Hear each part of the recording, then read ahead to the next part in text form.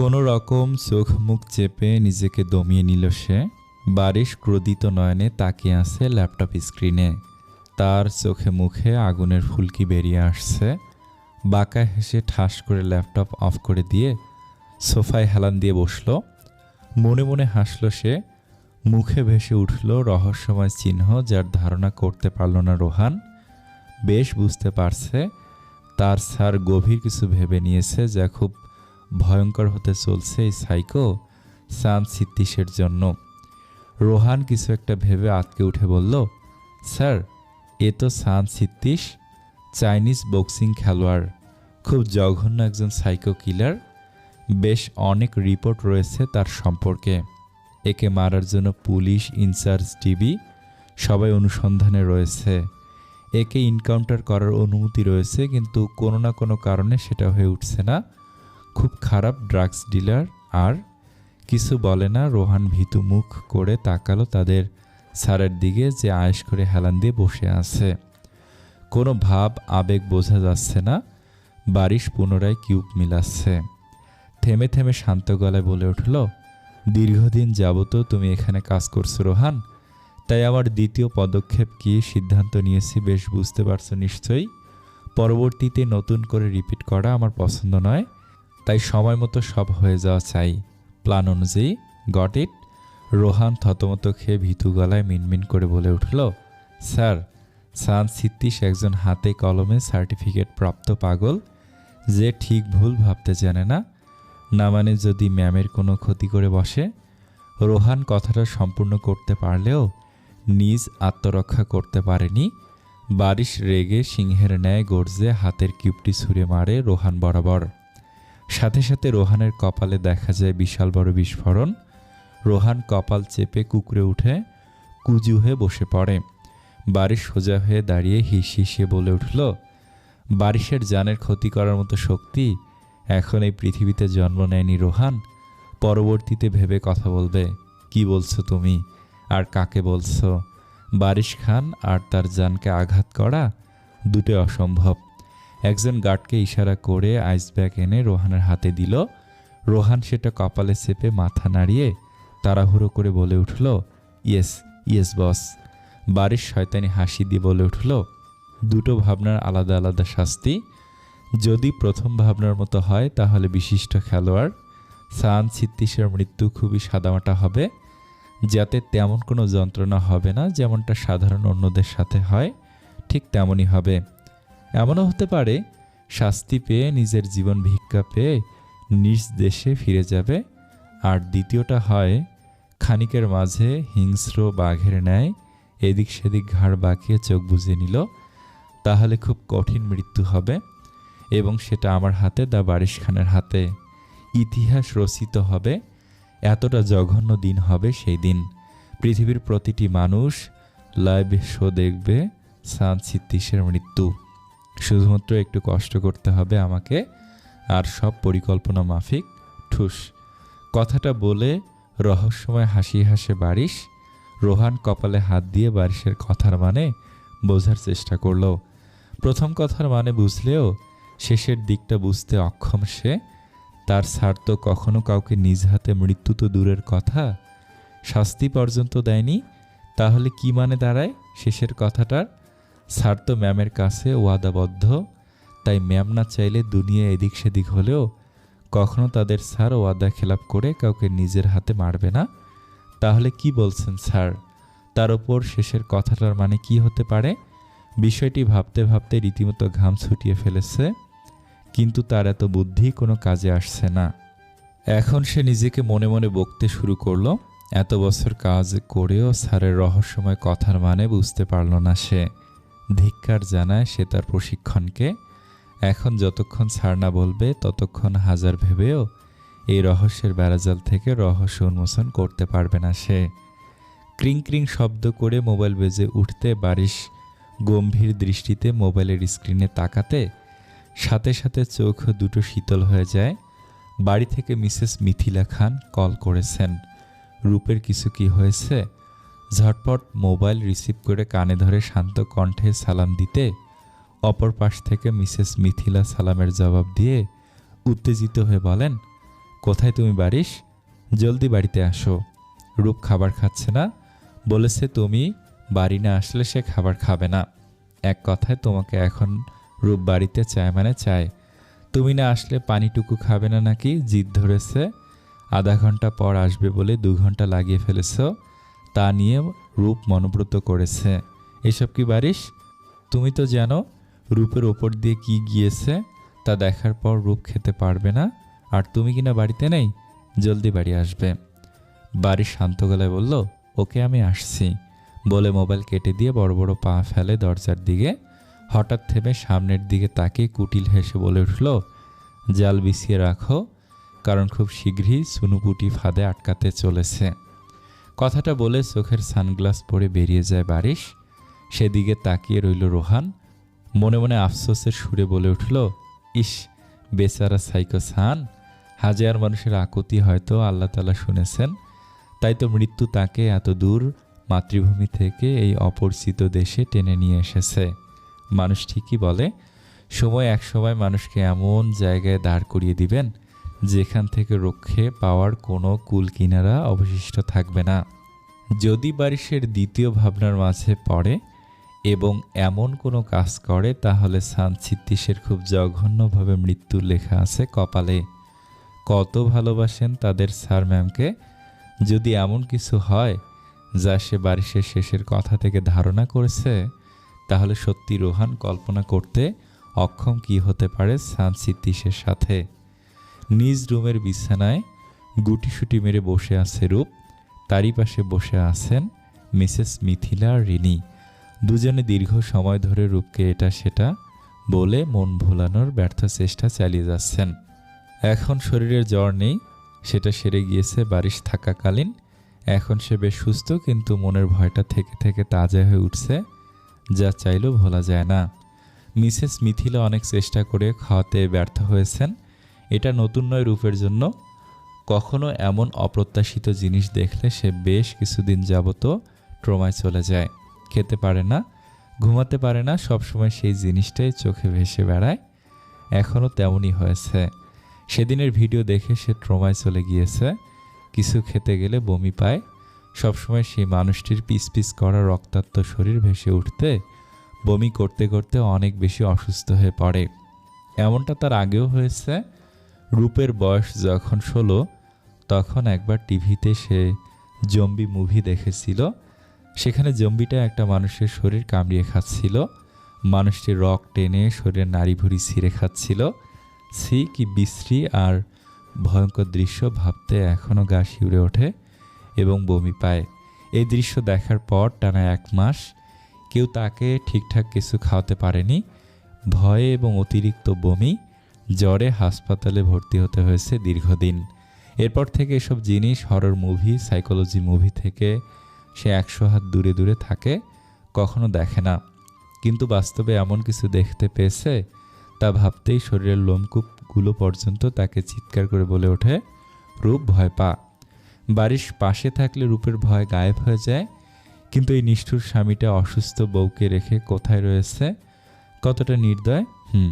মনে মনে রাগ হলো, ভীষণ রাগ। মনে মনে ঠিক করলো কথা বলবে না আর বারিশের সাথে। দরজা ঠেলে তখনই গটগট পায়ে প্রবেশ করলো বারিশ। এসে রূপের দিকে কিছুক্ষণ শান্ত দৃষ্টিতে তাকিয়ে রইল। মিসেস মিথিলা খান আর রিনি চলে গেল। সবাই চলে যেতে বারিশ দরজা অফ করে নিজের গায়ের জ্যাকেটটি খুলে শার্টের হাতা কুনি পর্যন্ত গুটিয়ে ওয়াশরুম থেকে হাত মুখ ক্লিন করে রূপের পাশে বিছানায় বসে পড়ল। রূপ ড্যাব করে তাকিয়ে আছে বারিশের দিকে। যখন বুঝতে পারল সে তো বারিশের উপর রেগে আছে, তখনই মুখ ফিরিয়ে অন্যদিকে তাকালো। স্মিত হাসল বারিশ। রূপের কপালের চুল আলতো হাতে সরিয়ে চিবুক ছুঁয়ে নিজের দিকে মুখ ঘুরিয়ে কপালে চুমু খেলো। রূপ নিচের দিকে তাকিয়ে আছে। বারিশ মুখে ফু দিয়ে নরম কণ্ঠে বলল, আমার পরিজন কি রাগ করেছে তার মিস্টার অ্যারোগেন্ট ম্যানের সাথে? আমি সরি তো জান, আর হবে না পরবর্তী থেকে। এইবার তো তাকাবে আমার দিকে। রূপ তাকালো না, আগের ন্যায় বসে আছে। বারিশ মৃদু হেসে আরও কাছে ঘেঁষে নাকে চুমু খেয়ে মুখের বেশ কাছাকাছি এসে ফিসফিস করে বলে উঠল, এই পিচ্ছি, তাকাও আমার দিকে। সরি তো, খুব ইম্পর্টেন্ট ছিল। তুমি জানো তো মেরি জান, প্লিজ এবার মাফ করে দাও, আর কখনো কথার হেরফের হবে না, প্রমিস। রূপ কিছুটা রাগ কমিয়ে অভিযোগের কণ্ঠে বারিশের চোখে চোখ রেখে বলল, আপনি জানেন আমার আপনাকে কতটা প্রয়োজন, তাহলে কেন ফিরতে লেট হলো? বারিশ হাসল বউয়ের অভিযোগ শুনে। সে মৃদু হেসে বলল, আর হবে না পরিজান, তোমার প্রশান্তির জন্য তো সামান্য চেষ্টা। মানে বুঝল না রূপ। কিছু একটা ভেবে ভীতু গলায় বলল, লোকগুলোকে পেয়েছেন যারা এমন একটি জঘন্য কাজ করেছে? কি হিংস্র পাগল!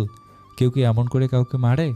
বারিশ খাবার প্লেট হাতে নিয়ে চামচ দিয়ে নাড়াচাড়া করতে করতে গম্ভীর গলায় বলল, হুম, খুব শীঘ্রই পেয়ে যাব, এবং খুব কঠিন শাস্তির ব্যবস্থাও করা হয়েছে। তুমি এসব মাথা থেকে ঝেড়ে ফেলে দাও, একদম এসব ভাববে না, শরীর খারাপ করবে। রূপ মন খারাপ করে বলল, বললেই হলো? এমন একটি জঘন্য স্মৃতি চাইলে কি ভুলে থাকা যায়? আমি তো চেষ্টা করছি ঝেড়ে ফেলতে, পারছি না তো। আর আপনি কিন্তু এমন সাইকো কিলারের সাথে লাগতে যাবেন না, খুব ভয়ঙ্কর। সে যদি কিছু করে বসে। কাঁদো কাঁদো গলায় বলল। বারিশ মৃদু হেসে বা হাত রূপের গালে স্পর্শ করে আশ্বাস দিয়ে বলে উঠল, তোমার কি মনে হয় ওই সামান্য কিলার তোমার অ্যারোগ্যান্ট ম্যানকে কিছু করতে পারবে? নজান, কখনো না। আমার কিছু হবে না। আর এই জঘন্য স্মৃতি ভোলার কথা, সেটা আমি তোমাকে ভুলিয়ে দেব। রূপ পুনরায় কিছু বলল না। সে বেশ বুঝতে পারছে বারিশকে বললেও সে থামার পাত্র নয়, আর রূপ নিজেই তো তাকে ওই কিলারকে শাস্তি দিতে বলেছে। রূপ বারিশের দিকে তাকিয়ে মৃদু হেসে বলল, আমি জানি কিছু হবে না, আর না আপনি থাকতে আমার কিছু হতে পারে। আই ট্রাস্ট ইউ মিস্টার খান। বারিশ পুনরায় চমৎকার হাসল। এই কথাটি তো সে শুনতে চেয়েছিল। রূপের মুখের দিকে খাবার তুলে দিতে মুখ কাঁচুমুচি করে বলল, আমার খেতে ইচ্ছে করছে না, কেমন বমি বমি পায় খাবার দেখলে। খেতে নিলে সে দৃশ্য ভেসে ওঠে চোখের সামনে। প্লিজ আমি খাবো না, আপনি রেখে দিন। বারিশ শুনল না, নরম কণ্ঠে বলে উঠল, বলেছি তো তোমার সব কষ্ট লাঘব করার দায়িত্ব আমার। কিছু হবে না, আমি আছি তো, ভয় পাচ্ছ কেন জান? পুনরায় রূপের মুখে খাবার দিতে নিলে একই রকমভাবে মুখ সরিয়ে নিল রূপ। বারিশ টেবিলের উপর থেকে মোবাইল নিয়ে সেখান থেকে একটি ভিডিও অন করে রূপের সামনে ধরল। মিনিটে সব কিছু ভুলে এক চিলতে হাসি ফুটে উঠল মুখে। বারিশের হাত থেকে চট করে মোবাইল ছিনিয়ে নিয়ে ভিডিও দেখতে লাগলো। এটা তো তাদের ছোটবেলার ফ্যামিলি প্রোগ্রামের ভিডিও। বেশ বড় ভিডিওটিতে তাদের ছোটবেলার অনেক কিছু দেখা যাচ্ছে। রূপ আপন মনে ভিডিও দেখছে আর হাসছে। ছোটবেলার স্মৃতিগুলো চড়া দিচ্ছে মনে। কি সুন্দর ছিল সব কিছু। ইচ্ছে করছে আবার পুনরায় শৈশবে ফিরে যেতে। রূপ এতক্ষণ কি হয়েছে সব ভুলে গেল, ব্যস্ত হয়ে ভিডিও উপভোগ করছে। বারিশকেও এটা সেটা দেখাচ্ছে আর দুজনে মিলে হাসছে। বারিশও রূপের সাথে তাল মিলিয়ে দেখছে এবং সেই সুযোগটির সঠিক ব্যবহার করে রূপকে খাইয়ে দিতে লাগলো। খুব সুন্দর মতো স্বল্প সময়ে খাবার শেষ করলো রূপ, কোনো ঝামেলা ছাড়াই। বারিশ হাসলো। খাবার শেষে বারিশের বুকে মাথা রেখে ভিডিও উপভোগ করছে, সাথে বারিশ তার মতো করে সাথ দিচ্ছে। কতটা খুশি রূপ, ভুলে বসেছে সেই ভয়। বারিশ রূপের দিকে তাকিয়ে গভীর চিন্তায় মগ্ন হলো। হঠাৎ চোখ বন্ধ করে কিছু একটা ভাবতেই রহস্যময় হাসি ফুটে ওঠে মুখে। রূপের কপালে চুমু খেয়ে চুলে বিলি কাটতে লাগলো। ঘুটঘুটে অন্ধকার, চারিদিকে বইছে শীতল ঝড়ো হাওয়া। মিনিট খানিকের মাঝে প্রকৃতিকে এলোমেলো করে ঝড় বইতে শুরু করলো, যা পরিণতি নিয়েছে বিশাল আকারে। বাতাসের তীব্র ঝাপটায় গাছপালাগুলোকে দুমড়ে মুচড়ে শেষ করে দেওয়ার আপ্রাণ চেষ্টা করছে প্রকৃতি। বাতাসের সাথে চারিদিকে ঘোলাটে পরিবেশ, আকাশের তীব্র বজ্রপাত, সব মিলিয়ে ধরণীর বুকে যেন ধ্বংস নেমে এসেছে। বেশ কিছুক্ষণ বাদে ঝড় কিছুটা কমে আসে। শুরু হয় মুষলধারে বৃষ্টি। সে কি বৃষ্টি, কোনো থামাথামির জো নেই, এক ধারে বৃষ্টি হয়েই যাচ্ছে। সময় রাত 8টা নাগাদ। ঝড়ের তীব্র গতি আর একাধারে বৃষ্টির প্রভাবে চারিদিকে নিস্তব্ধ আর নিস্তেজ। থেমে থেমে ঝড়ো হাওয়া বইছে আর তার সাথে পাল্লা দিয়ে গাছপালাগুলো এদিক সেদিক হেলে দুলে উঠছে। বৃষ্টির পানিতে ভিজিয়ে দিচ্ছে চারিপাশ। গ্রাম বাংলায় বলা যায় শীতের রাতে এমন বৃষ্টি দ্বিগুণ শীত নামানোর পূর্বাভাস। নিউ ইয়র্ক শহরের রাস্তাগুলো এতক্ষণে পরিষ্কার হয়ে গিয়েছে। তেমন কোনো কোলাহল আর লোকজনের যাতায়াত নেই। হাইওয়ের মাঝে কিছুক্ষণ পর পর গাড়ি শুশু করে নিজ গন্তব্যে ছুটে চলছে। বেশ বড়সড় ঝড় বইছে চারিপাশে, তাই যাদের ঝড় সম্পর্কে পূর্ব ধারণা ছিল তারা এতক্ষণে নিজ গন্তব্যে পৌঁছে গিয়েছে, কিন্তু আটকে পড়েছে সেসব মানুষজন যারা এই ঝড় সম্পর্কে পূর্ব ধারণা ছিল না। এই ঝড়ে বাইরে বের হওয়া মানে নির্ঘাত মৃত্যু, তাই যারা নিজ গন্তব্যে পৌঁছাতে পারেনি কোথাও না কোথাও আশ্রয় নিয়ে নিজেদের প্রোটেক্ট করে চলেছে। অন্ধকার রুমে শুধু কয়েকটি ছোট ছোট মোমবাতি জ্বালিয়ে রাখা হয়েছে। রুমের জানালা খুলে দিলে এক দমকা হাওয়া রুমের ভেতরে সবকিছু তছনছ করে দিবে। বেশ পুরানো আমলের বাড়িটি জুড়ে শুধু কয়েকটি পুরাতন আলিশান ঘর রয়েছে। আজ সকালে এখানে নিজের দলবল নিয়ে পরিচয় লুকিয়ে উঠেছে সান। বারিশ জেনে গিয়েছে তার সম্পর্কে, তাই বারিশের লোকজন থেকে বাঁচতে এখন থেকে সে ছদ্মবেশের আশ্রয় নিয়েছে। সে খুব দুরন্ত ব্যক্তি, কিছুতেই বারিশ খানের সংস্পর্শে আসবে না। তাই তো প্রতি মুহূর্তে বারিশের ধরাছোঁয়ার বাহিরে থাকার জন্য জায়গা বদলাতে থাকবে। রূপকে নিজের করে পাওয়ার পর রূপকে সঙ্গে নিয়ে এই দেশ ছেড়ে নিজ দেশে ফিরে যাবে, সেই কুটিল পরিকল্পনা তার। বাহিরে এখনও খুব জোরে সোরে ঝড় বইছে, প্রকৃতিকে তছনছ করে দিবে এমন ঝড়ো হাওয়া বইছে চারিপাশে। সান নরম তুলতুলে বিছানার উপর শুয়ে এক দৃষ্টিতে তাকিয়ে আছে হাতে থাকা রূপের বড় একটি ছবির দিকে। তার চারিপাশে সম্পূর্ণ বিছানায় এলোমেলোভাবে ছড়িয়ে রয়েছে রূপের বেশ অনেকগুলো ছবি, কিন্তু দুর্ভাগ্যবশত মাত্র 3টি ছবিকে সে অনেকগুলো কপি করে অসংখ্য বানিয়ে রেখেছে। এই ছবিগুলো সে বারিশের পাশে থাকা রূপের কাপল পিক থেকে আলাদা করে এডিট করে বের করেছে। ড্রাগস নিয়ে মাতাল হয়ে রূপের ছবিতে চিলের মতো চোখ দিয়ে বিশ্রীভাবে তাকিয়ে তাকিয়ে গিলে খাচ্ছে। বারবার নিজের হাতের স্পর্শে ছুঁয়ে দিচ্ছে রূপের চোখ, মুখ, ঠোঁট, আর বিড়বিড় করে এলোমেলো ভাবনায় দিশেহারা হয়ে পড়ছে সে। রূপকে কাছ থেকে পাওয়ার জন্য তার নিকৃষ্ট মনে লালসার বীজ বিচরণ করছে। পাগলের মতো বিশ্রীভাবে ছুঁয়ে দিচ্ছে। রূপের ছবিটি নিজের মুখ বরাবর আনিয়ে যখন চুমু খেতে যাবে তখনই বারান্দার দরজা ভেদ করে এক দমকা হাওয়া রুমের সবকিছু লণ্ডভণ্ড করে দিল। ছোট ছোট মোমবাতিগুলো তখনই বুঝে গিয়েছে। হঠাৎ সজোরে কিছু পড়ে ভেঙে গুড়িয়ে যাওয়ার আওয়াজে সানের সম্পূর্ণ নেশা কেটে যায়। বিছানা থেকে চট করে উঠে এদিক সেদিক তাকাতে লাগলো, কিন্তু অন্ধকারে কিছুই দেখা যাচ্ছে না। সে শুধুমাত্র বাহিরের ঝংকার দেওয়া বজ্রপাতের আলো বারান্দার দরজা ভেদ করে রুমে প্রবেশ করলে খানিকটা আলো হয়ে আবার মিলিয়ে যায়। বাহিরের ঝড়ো হাওয়া রুমে প্রবেশ করাতে রুমের সবকিছু এলোমেলো হয়ে যাচ্ছে। বিছানায় পড়ে থাকা রূপের ছবিগুলো উড়ে এদিক সেদিক ছড়িয়ে পড়েছে। সান রেগে চিৎকার করে তার সঙ্গীদের ডাকতে শুরু করলো। গার্ডরা তখনই রুমে ছুটে এসে প্রথমে বারান্দার দরজা আটকিয়ে রুমের মোমবাতিগুলো পুনরায় জ্বালিয়ে দিল। সান দাঁত কিরমির করে মাটিতে পড়ে থাকা রূপের ছবিগুলো তুলতে লাগলো। বেশ বিরক্ত সে। নেশা পুরোপুরি কেটে গিয়েছে, তাই পুনরায় আবার নেশা করতে হবে। হঠাৎ চোখ গেল সামনের দেয়ালে, তার ঝুলন্ত ছবিটি আর নেই। মাটিতে সজোরে পড়ে চূর্ণ বিচূর্ণ হয়ে গিয়েছে। সান রেগে পাগলের মতো ব্যবহার শুরু করে এমন দৃশ্য দেখে। তার নিজের সবচেয়ে প্রিয় ছবিটি ভেঙে গুড়িয়ে গিয়েছে, সেটা তার সহ্য হচ্ছে না।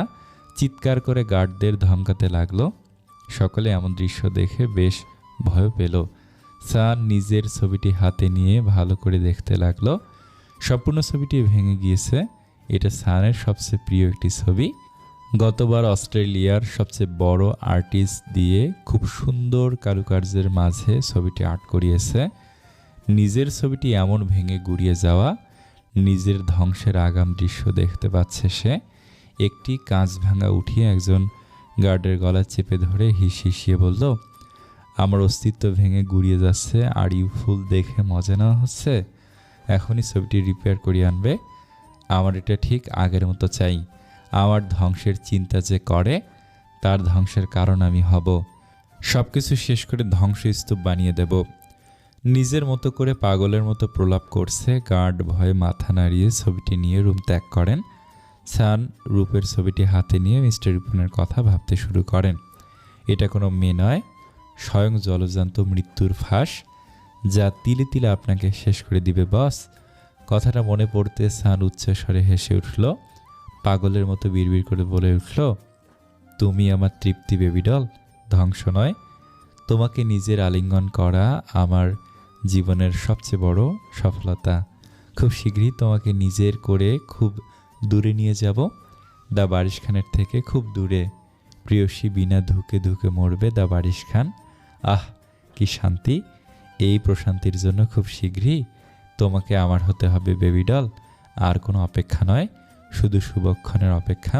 তারপর তারপর সব কিছু শেষ বলে নিজের মতো হাসতে লাগলো সে। শহর জুড়ে বৃষ্টি নামুক, তুমি খুঁজে নিও ঠাই। প্রতিটি বৃষ্টির কোণায় লেখা থাকুক, আমি তোমাকে চাই। বৃষ্টি নিয়ে রোমান্টিক মুহূর্তের কথা লিখেছেন হাজারো কবি।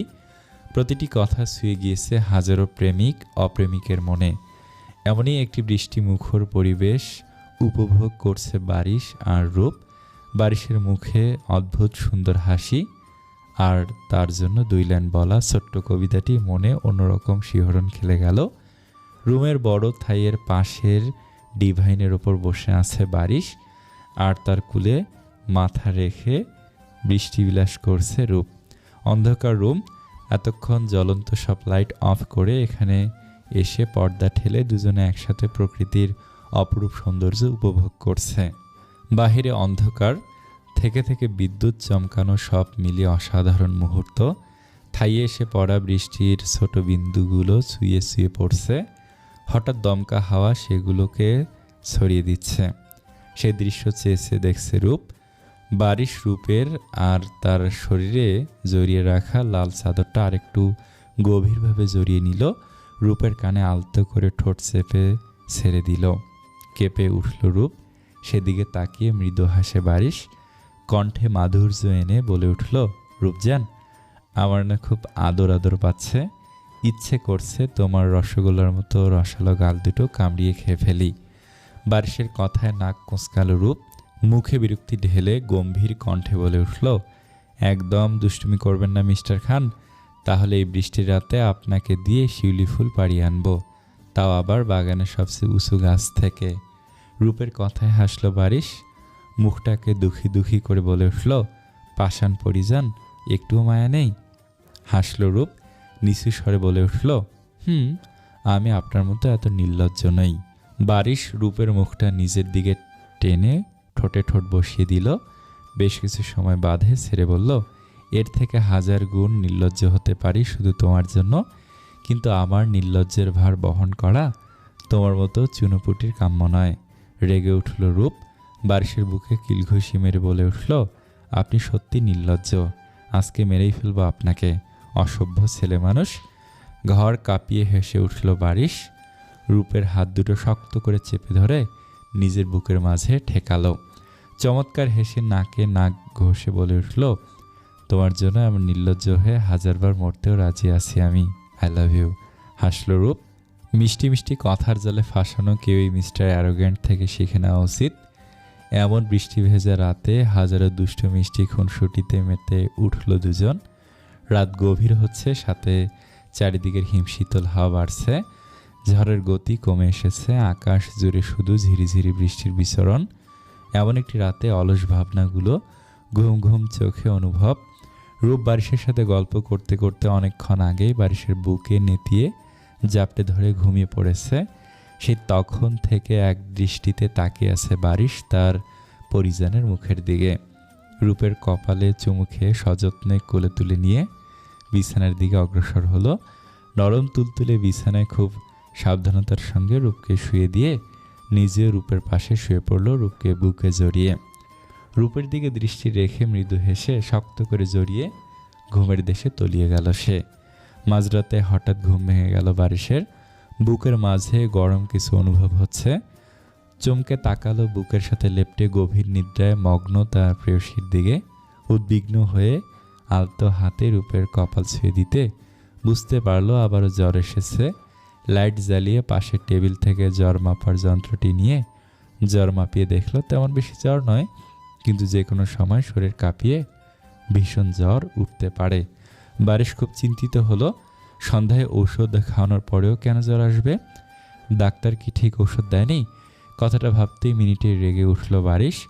মোবাইল বের করে কল করতে যাবে, তখনই মনে পড়লো গতকাল তো এই ঔষধে কাজ হয়েছে এবং ডাক্তার জানিয়েছে 2 দিন ঠিকমতো কন্টিনিউ করলে শরীর একদম সুস্থ হয়ে যাবে। বেস্ট ডক্টর মিসেস লিনাকে দেখিয়েছে, তাহলে ভুল হওয়ার সম্ভাবনা কম। কিছু একটা ভেবে বেশ বিরক্ত হলো বারিশ। এই মেয়ে নিশ্চয়ই তখন ঔষধ সেবন না করে ফেলে দিয়েছিল। প্রতিবারের মতো আজও তাকে ঔষধ খাইয়ে বারিশ মুখ চেপে ধরে রেখেছিল।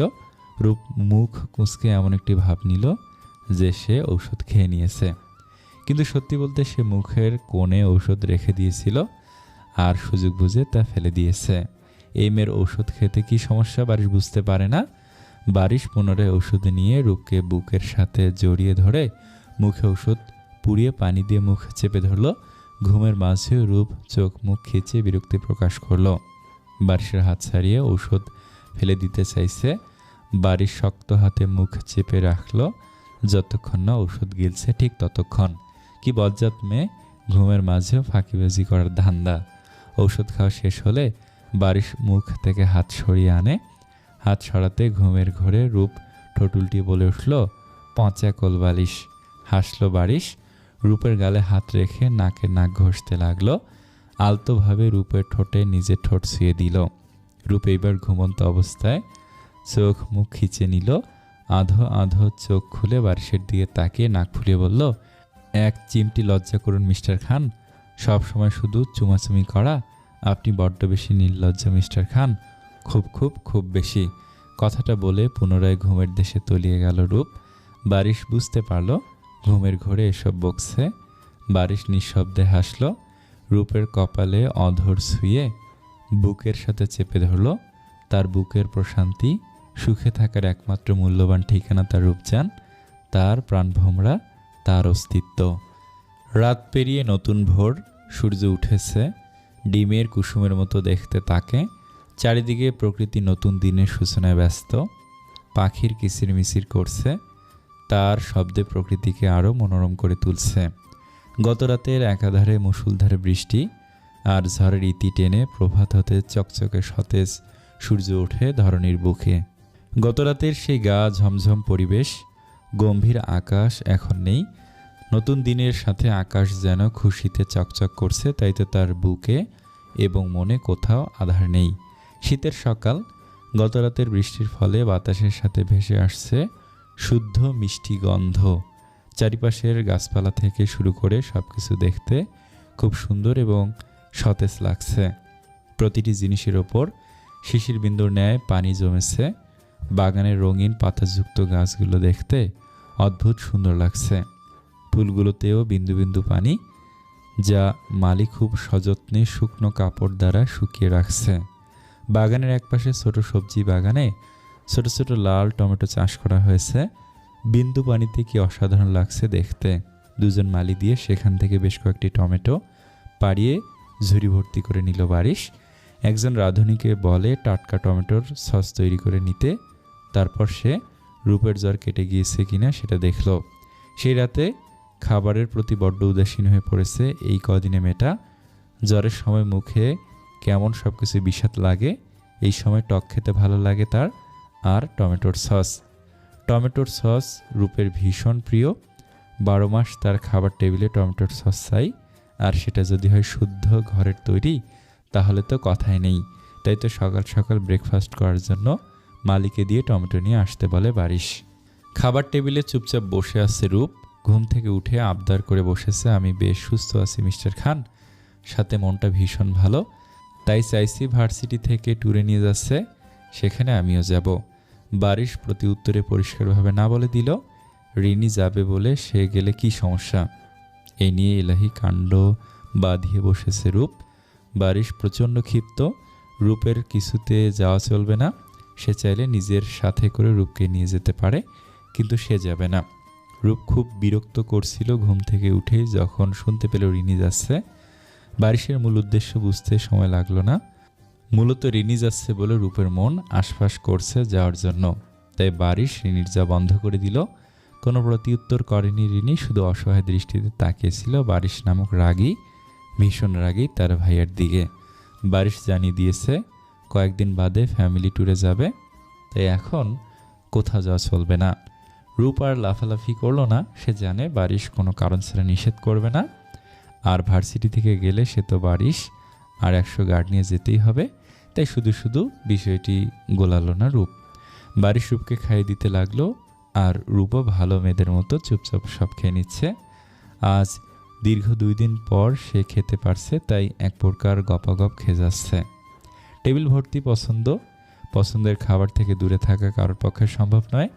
ঠিক রূপেরও হয়নি এমনটা। বারিশ হাসলো মৃদু হেসে রূপের চুল ঠিক করে খাইয়ে দিতে লাগলো বিনা বাক্যে। দুজনের খাবার শেষ হতে বাগানে চলে গেল। আজ আবার ধনুক চালানো শিখতে হবে তাকে। আজ বিকেলের দিকে মিসেস মিথিলা খান আর নিলয় খান বন্ধুর বাড়িতে যাবেন। রাতের ডিনার শেষে বাড়িতে ফিরবেন। ট্যুরে যেতে না পেরে রিনির মন ভীষণ খারাপ। বোনের মন ভালো করার জন্য শপিং করে আসতে বলল কার্ড দিয়ে বারিশ। শপিং রিনির পছন্দ, তাই ভাইয়ের প্রচুর টাকা ভর্তি কার্ডটি নিয়ে শপিং মলের উদ্দেশ্যে পা বাড়ালো। আজ খুব শপিং করবে সে। এত শপিং করতে কি করে ভালোবাসে এই মেয়ে, রূপ বুঝতে পারে না। শপিং করতে করতে রুমটাকে রীতিমতো শপিং মল বানিয়ে তুলেছে রিনি।